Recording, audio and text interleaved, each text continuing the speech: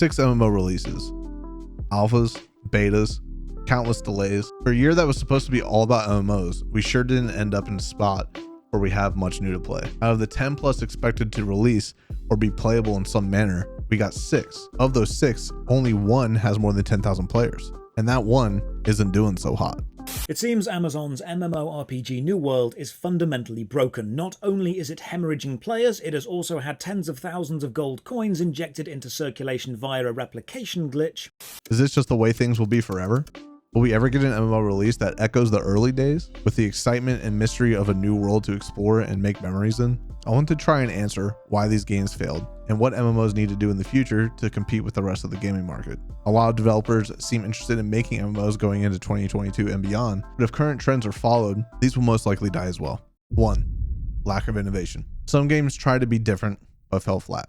It seems like developers of MMOs consistently get stuck in the mindset of what was done before. And when they try something new, it's filled with bugs or inconsistencies that sour the cool idea and hinder the enjoyment of the player. It seems that they insist on not taking ideas from the rest of the gaming industry and implementing them into an MMO. MMO players are tired of the same old.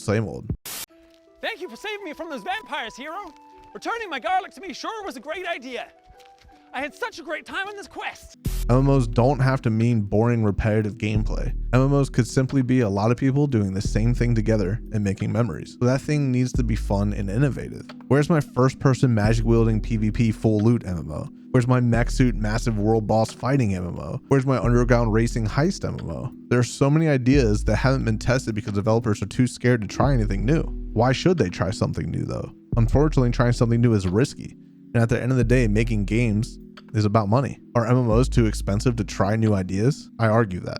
American game development used to be known for its creative game design, not the same old used up mechanics and techniques. How do you think the game industry became what it was? It wasn't because the designers kept it safe. I'll give it to some devs. Some really do try making something new, but it always ends up half-baked. It's like they have a cool idea and someone goes, yeah, that's cool, but dumb it down a lot or we won't make as much money.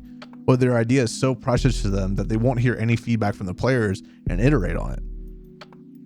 2. Bugs and rushed timelines.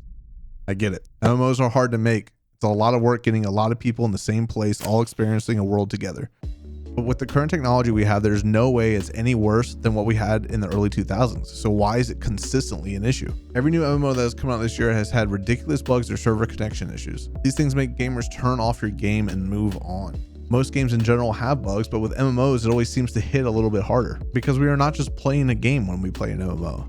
We are experiencing a world, and those bugs and issues take us out of that immersive experience and back into the real world, where a lot of us don't want to be. New World, for instance, is 2 different games built on top of each other. Of course there's bugs. The game used to be a completely different experience 2 years ago, but why did we force a release this year? I know, money. But imagine if New World had another year. Maybe it would have been what everybody thought it could be. Maybe it would have reached its full potential. But now it's tainted. And no matter what New World does going forward, it will always have this history. Crowfall promoted massive large-scale battles but would get 10 frames in anything more than a 10v10. Instead of pivoting into a small-scale idea and leaning into those 10v10s, which some players say is the best part of the entire game, or fixing the issues for the large-scale performance, they just waited for people to leave the game so things would stabilize.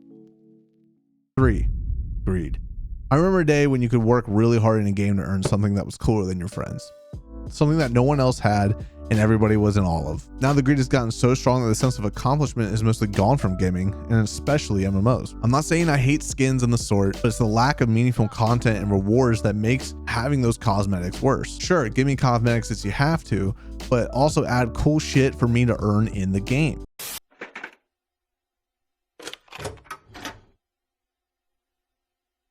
Behold, the sword of 1,000 truths.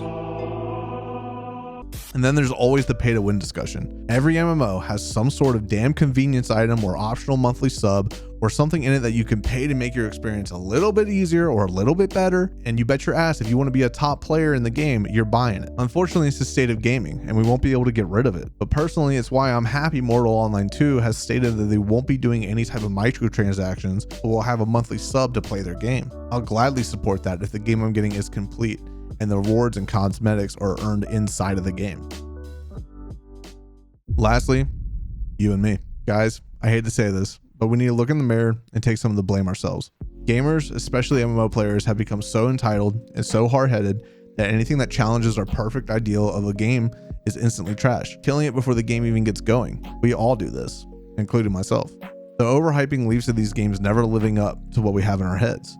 It's impossible for a game to get there. Every game that comes out has to include every system inside of it that the games before it had, including new ideas. It's an unrealistic expectation that we expect. I miss the days of knowing nothing about an MMO before I played it. Discovering it with my friends, learning the systems, trying to beat a boss, or winning a PvP match for the first time. I'm to blame for this too. Hell, I make videos explaining the entirety of a game to people before they even play it. This is why I'm so worried when people say that Ashes of Creation will be our savior. AOC will be the MMO to end all MMOs, they say. There's no way it will live up to that hype. Hell, the game is a tech demo right now and years away from release. All we can try to do is accept the games we get instead of overhyping them, then judge them on what they are and not what we thought they could be, along with giving feedback and being a part of the development of helping the game progress into the right direction. I hope 2022 and beyond is better for MMOs. We have a lot coming out over the next few years, and I'll be covering it all. Let me know what you think in the comments down below. Until next time, peace and love, everybody. Peace and love.